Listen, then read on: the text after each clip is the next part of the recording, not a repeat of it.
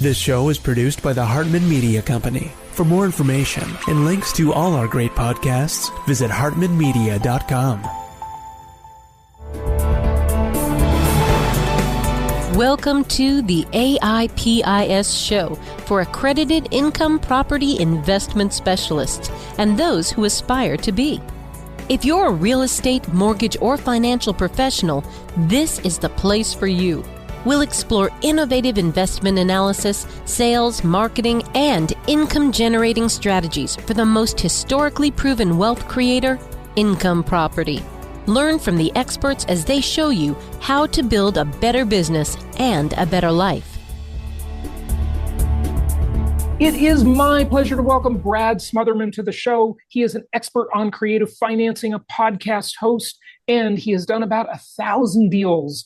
And he is looking for that cheap money that exists in the mortgage market. You know, I've talked many times before about how around 25% of the country has a mortgage at or below 3%, and about 65% of the country has a mortgage at or below 4%. So it is a phenomenal opportunity if you can take over those cheap mortgages. Brad, welcome. How are you? I'm doing very well, man. Appreciate you very much for having me on. It's good to have you. And you're coming to us from The Truman Show, right? From The Truman Show, Seaside, Florida. Here we are. Yeah, good stuff. But you are from Nashville, and you've seen Nashville grow a whole bunch over the years, of course. Do you want to speak to that just before we dive into, being a real estate guy, I have mixed feelings about it because it's been very, very good for our company and very good economically for the area, but also coming from an agriculture background where we were farmers, the life that I remember growing up really doesn't exist in that market anymore. So like with every change, there's good and bad with everything. Yeah. But, this is really, folks, just think about it. This is what happens when you have this massive housing demand. I was on our Empowered Investor Pro Zoom meeting yesterday and presenting some population stats. And, just since, the early 80s, the population has increased by like 120 million people or something like that. So there is just a giant demand for housing and people have got to live somewhere. These population stats are probably understated with all of the illegal immigration going on. And plus, we're halfway through the decade and the census is only every 10 years. So let's keep that in mind as well. So a lot of housing demand. Brad, give us your kind of outlook on the real estate market, if you would. When I say that, I'm probably talking about the for sale market, the buyer and seller demand and supply levels. But then I also want to do a part two of that question and talk about rental demand and what you see there. For sure. So I think it's interesting times in the market, and I appreciate you prefacing the question with the sales side of the market, because everybody's like, well, is it a good market or a bad market? It depends on if you're a buyer or a seller in that market cycle. And so everybody really looks at a good market as being from the seller side of the market. And I think we're in really interesting times. Right now, at the point that we're recording this, it's really right before the election. I do see that the election begins to put a hamper on buyer demand. I really saw this for the first time significantly in 2016. And we had stuff going on in the market in areas where we actually bet over under whether we were going to have more or less than 14 offers on a house going on the market. And it sat for 30 days. Wow. And we didn't get, and it was right before that election in 2016. And then it ended up going multiple offers and closing in December. So it was very, very interesting that I saw that for the first time. And I am seeing that again. But it's a really strange market, man. And I think you would agree with this because we're hyper undersupplied, population's growing. So those are really, really good macro metrics. But we're also in, on a 10-year curve, a higher inflationary environment, higher interest rate environment. Jobs seem to be have a little bit of pressure in terms of the jobs market, and it's softening up a little bit. And so, but this inflation has really, really hurt people. And, on our purchasing side, where we're purchasing from motivated sellers, we're seeing a lot more financial distress than we've seen in a long time. So I think that it's a really interesting market. I think anytime you hold something for 10 years, you're going to be to the best. And I still believe that. I still think that real estate is the way to go. Do I feel like we may have leveled in terms of pricing or potentially may dip a little bit in some markets? I do think that, but it really depends on the market. And this is where we just come to buy really, really good deals. The infamous George Soros has this philosophy, that he's done really well with. It's called reflexivity.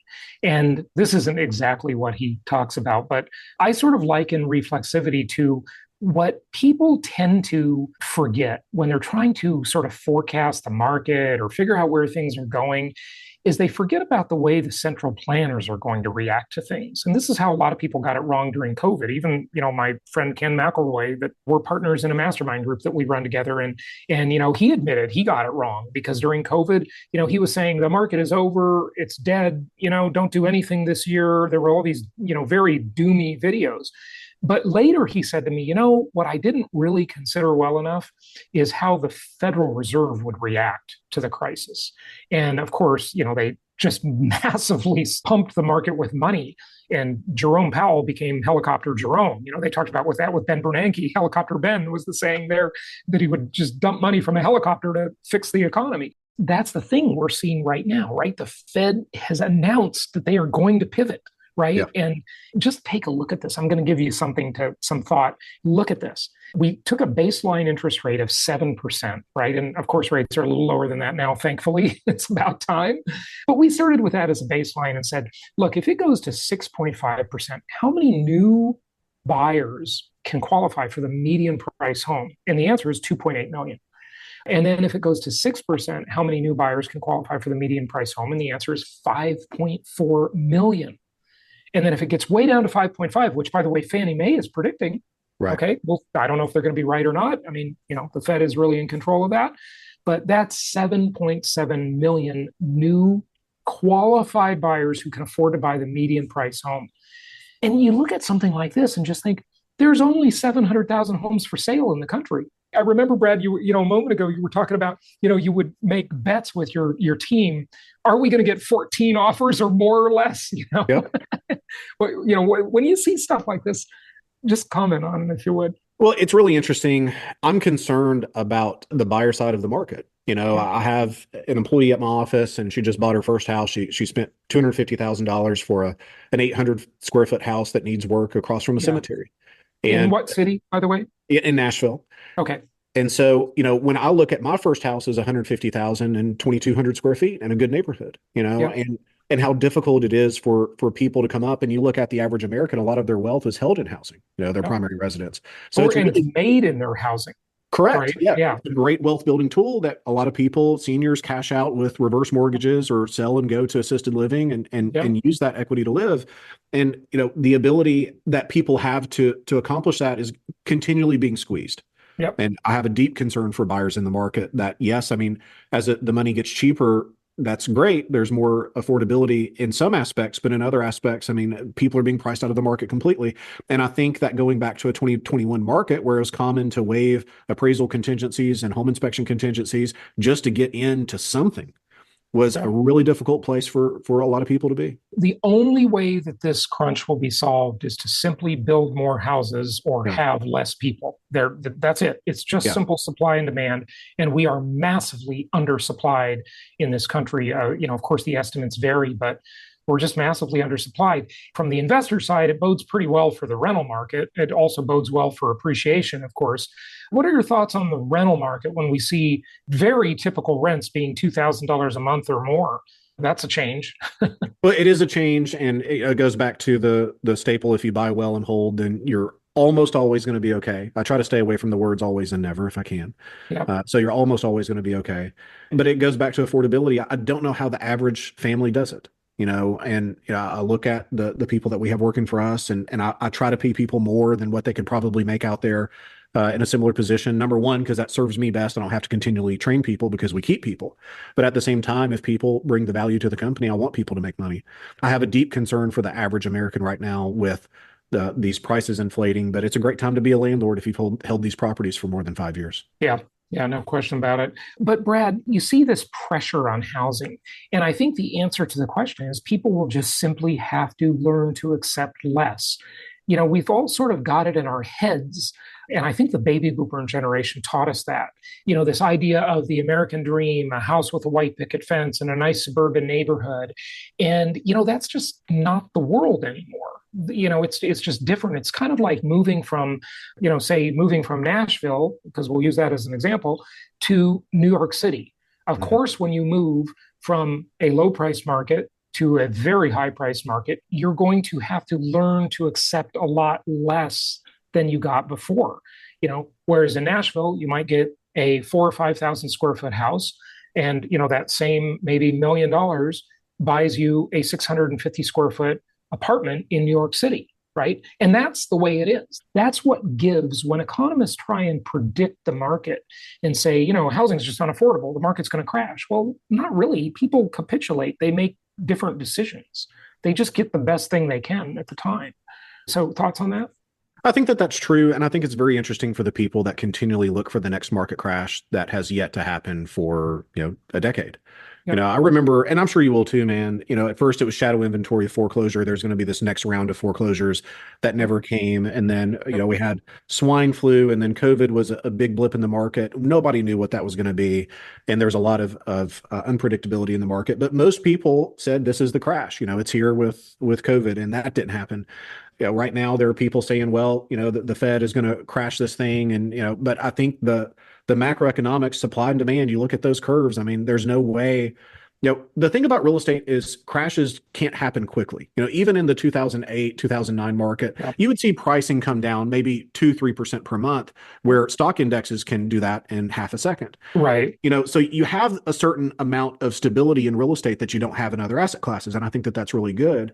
But this idea that, all of a sudden we're going to crash, I mean, it would take so much to happen outside of a black swan event. I mean, and of course, World War III scenario, nobody has a playbook for. But outside of a black swan event, I just don't see it. I don't think pricing is going to come down that much. And I agree with your assessment. I mean, buyers are going to have to really change what they expected.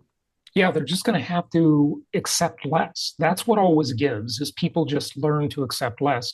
But if World War III happens, for example, of course, what will happen is another Fed pivot. Right? The central planners react to the market. They don't want the economy or the housing market to crash either. Okay. The people in power want to be reelected. And, that's always a huge, huge motivator. All right. Well, talk to us about what you're busy doing in terms of what you are buying, what kind of deals you're looking for, and how you make them work. Yeah, I think the way that we've done the business has really been the same effectively for the past 10 or so years, but the way that we have exited has changed over time. So in 2010, I started as an investor. I had very little. I had $300 in the bank. I was 23 years old and, had to chase this dream of maybe owning something one day, so fresh out of college. And, everything that I did from 2010 to 2014 is I would put a contract on a house subject to, and then I would sell it with owner finance and create notes. So I'd create a down payment that would be better than like a traditional wholesale deal, but I would have this long-term asset in a note that would cash flow. And so I was building my cash flow over time. And then, so all of that was really good up until the market really started to kind of recover in 2014, 2015. So that 2010 to 2014 market was very, very easy to buy in, but more difficult to sell in. Well, owner finance really solved that, because they're in tough times, banks tighten their lending perimeters and more people need owner finance. So it's actually easier to owner finance really in tougher markets. And so in 2014, 2015, the market started to stabilize, started to recover. It became more difficult to buy and easier to sell. So at times we would go more retail to cash out houses and really just, exit, take the cash. And so that was helpful, and now we're really doing a combination of both of those things, but then also keeping a lot as rentals, because there's so much, like you said, 2-3% money that we're taking over. So we're not qualifying for the loan. We're not assuming the loan. We're just taking title subject to that existing lien. And then we continue to make payments on it. Okay. And so we're taking over these assets that have, equity in price. Yes. But a lot of times the real equity is in the rate, because if I was going to go qualify for this turnkey rental, it'd be an 8% rate. But we're getting it at 2.5%, which if you factor inflation is a 0% rate. So we're really just building the asset base bigger and bigger and bigger, because we want to hold more assets, through this inflationary environment. Mm-hmm. And how do you find those deals? Let me go back and go more macro and then more micro. Okay. I think that good deals are not just found, they're also made. So I think that you can have the lead, the seller lead, and be bad at a process once that lead is captured and still not maximize. But in terms of how we are going to really find leads, we want to be found. So I think that there's a big difference in like me asking someone to sell me something, which would be direct mail and cold calling and those kinds of things. You're asking everybody to sell you something. I want to be in a position to be found when someone is asking me to buy something. And so almost everything that we do is search related. So the major search engines, like as an example, man, years ago, I had a lady that typed in "sell my house before I burn it down." Okay, so she went to Google, "sell my house before I burn it down." I took that call. Well, you don't want to have that in your search history if you're ever filing an insurance claim. That is probably true. But the funny thing, man, is she said, "Brad, come and buy this house before I burn it down. And my ex-husband's in there. And I was like, whoa, we got ourselves a lively lady here. Wow. I went, I bought it, and I found out that it was her that searched that because I was looking at my keyword report, and there was somebody that searched sell my house before I burn it down. I said, that was that lady. So we're in a position where people are searching because they've already identified that they have a problem. They find us. And right now we're buying 1 in every 12 leads. So 12 leads come in, we buy 1 house. So it's very, very efficient. Yeah. Okay. So you're advertising, you're doing SEO. I mean, you're obviously running a business, right? Correct. With, how many employees do you have, or how many team members, I should say? Because around 20. Yeah. Okay. So you've got 20 people on your team, and you're doing this in different parts of the country, right? Correct. Yeah. Okay, good. And are you advertising for people with low rate existing mortgages for subject to, or are you not advertising that specifically? So we're advertising for Are you just saying, if you want to sell your house, right? Yeah. So we're advertising for the problem, not the property. Okay. So I believe that good purchases are found with the problem first. So these problems, pre-foreclosure, inheritance, tired landlords, health and safety. I say safety because we buy close to a dozen houses per year from people in abuse situations, either elder abuse or spousal abuse. So if we can source people that have problems associated with real estate, then we're going to have the properties that are good, by default, just because we do it in volume, and like you said, a majority of rates are under 5%. And so I see value in a sub 5% rate right now. So if we're getting these people that have problems, we're having conversations with them, and then take them through a process of negotiation, then at some point we're going to find out what the mortgage balance is, what the repair cost is, what we expect that the value is. And then in part, hey, is there a mortgage we need to take care of if we buy the house? Okay, great. Is it current or a little bit behind? Approximately, what's the rate? And so we go through that on the first phone call. And then we're deciding, okay, is there potential equity just in the rate? Because if something, again, is a 2.5% rate, I may want that deal if it's got a 10% equity position. I may not need a great equity position in price if it's a turnkey house in an area that I like that has a 2.5% rate. Yeah. Okay. So you find out about their underlying mortgage, but you're not saying, hey, if you have a cheap mortgage, sell your house to us. No, Right. definitely not. Okay. And how long have you been in the business?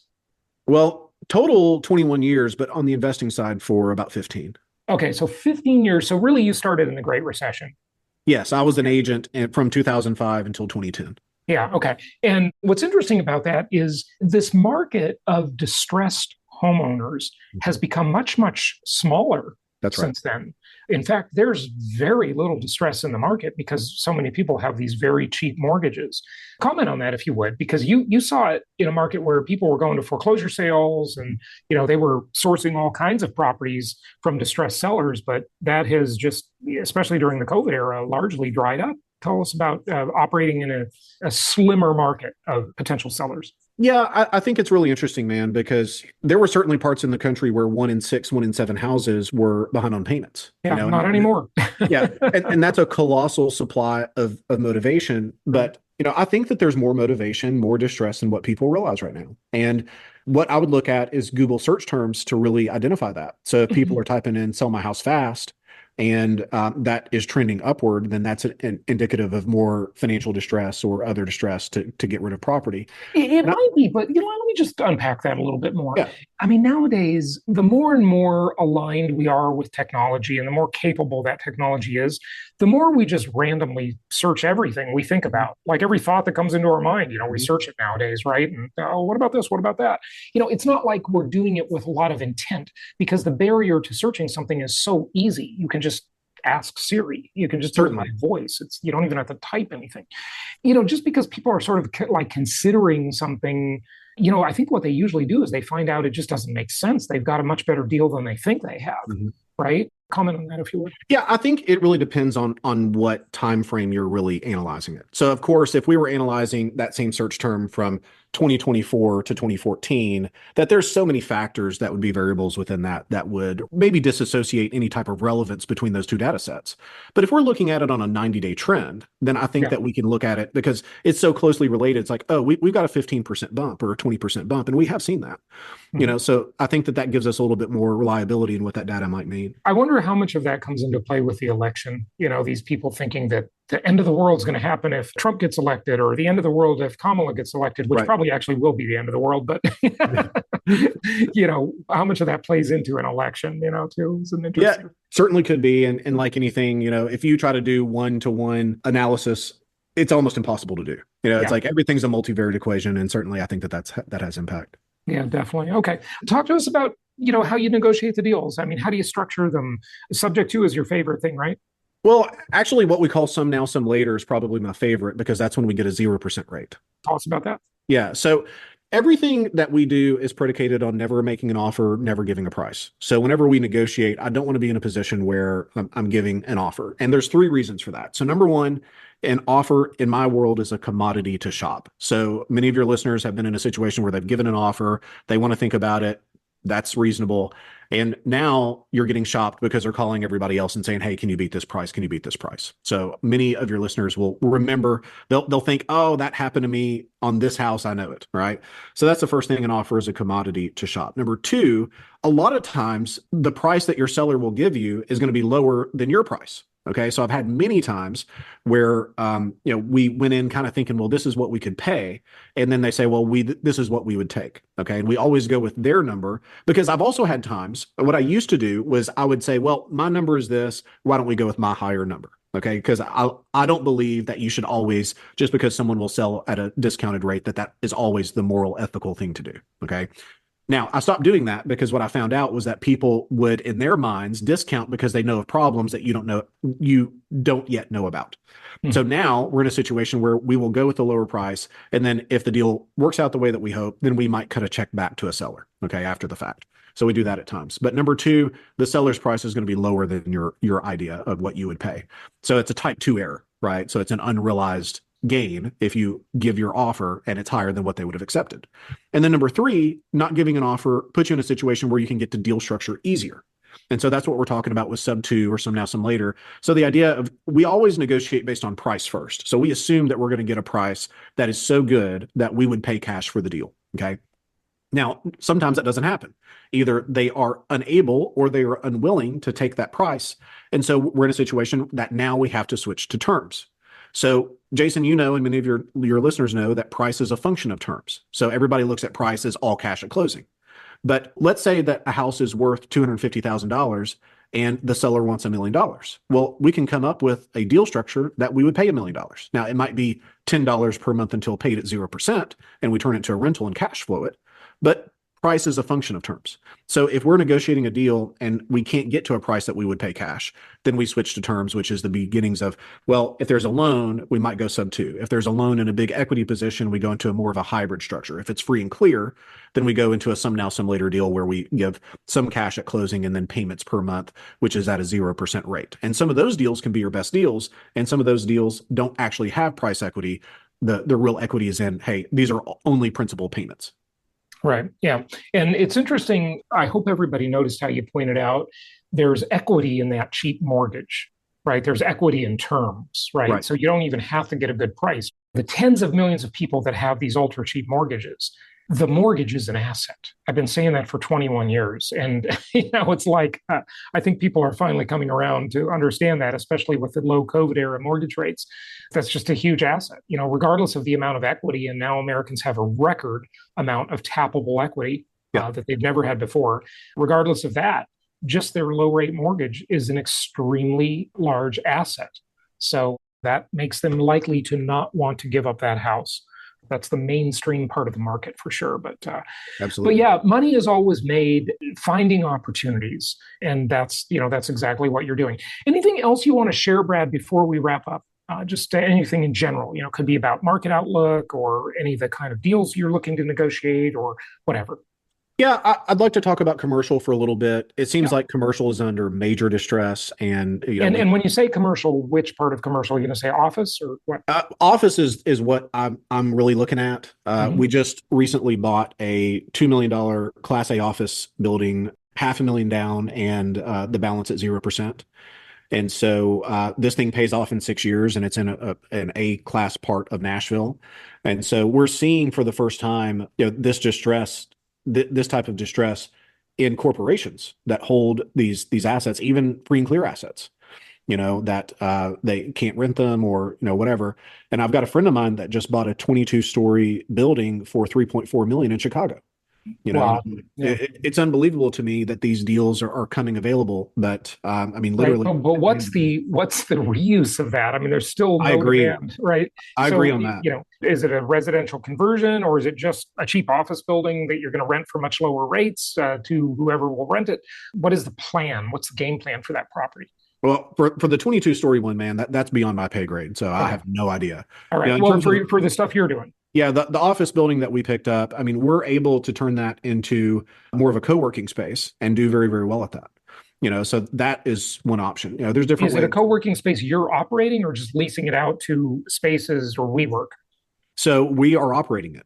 Okay. And That's a lot of work. That's a business. it is, but luckily it's where my team is anyway. So Yeah. like there's on staff people there, Okay. to help us Right.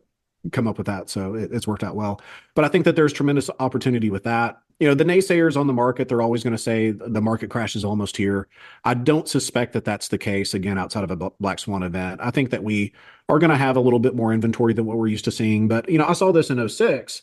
I remember one builder in 2006. Wait, are you going back to residential now? Or? Yeah. Yeah. Okay. Going back to just the overall market, I think that Yeah. there's a lot of opportunity in commercial, but back to residential, people say, oh, the next market crash is here. I think it's all about perspective. And when your perspective is a house should sell in 6 days and it takes 60, that feels like a crash. Right. But if you're from the world of like, you have a little bit more perspective and a little bit more experience, Right.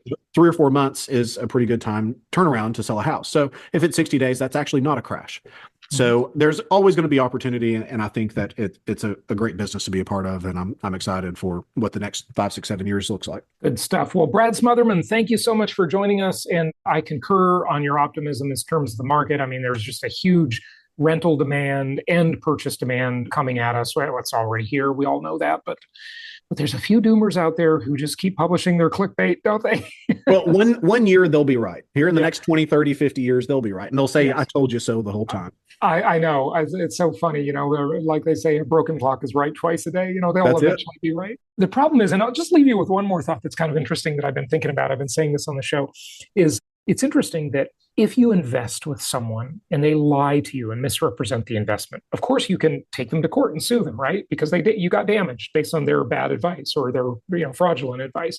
But why is it that no one sues the doomers who basically prevent people from investing because they lie to get clickbait, to get views, to get clicks on their blog post or views on their YouTube video or whatever, right? We should be suing them for the missed opportunities because tens of millions of people have missed opportunities because they fell for their doom and gloom forecast. And I mean, these people are intelligent, some of them. They have to know that they're lying about what they're saying.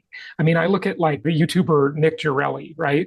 I've watched a lot of his videos and I've saved them. I've saved screenshots of them because his predictions have just been so wrong, although he sounds right. But if you really analyze it, they just conveniently like leave out a few really important details and make these kind of leaps in logic.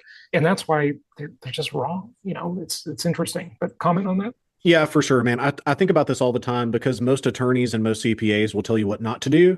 And it really comes down to, in my opinion, just the idea of conservatism. And, there's risk on their license for telling you the wrong thing. Right. But the thing is, you only know if it's the wrong thing if you do something you shouldn't have done. Right. If you don't do something you should have done, that's an unrealized gain. Right. So it's the idea of unrealized gains versus realized losses. Mm-hmm. Yeah. It's like the old saying, you can't hear the dogs that don't bark. And the dog that sort of doesn't really bark is the stuff you didn't do. Yep. And how you lost out by not taking That's action, right? That's it. If you take action and it doesn't work out, you really see that and feel it. But if you don't take action, you sort of think, I missed the boat, but maybe I didn't. People rationalize that all kinds of ways. So very Absolutely. Interesting talk. Brad, thanks so much for joining us. Appreciate it very much. It was great. Thank you so much for listening. Please be sure to subscribe so that you don't miss any episodes. Be sure to check out the show's specific website and our general website, hartmanmedia.com, for appropriate disclaimers and terms of service. Remember that guest opinions are their own, and if you require specific legal or tax advice or advice in any other specialized area, please consult an appropriate professional. And we also very much appreciate you reviewing the show. Please go to iTunes or Stitcher Radio or whatever platform you're using and write a review for the show. We would very much appreciate that. And be sure to make it official and subscribe so you do not miss any episodes. We look forward to seeing you on the next episode.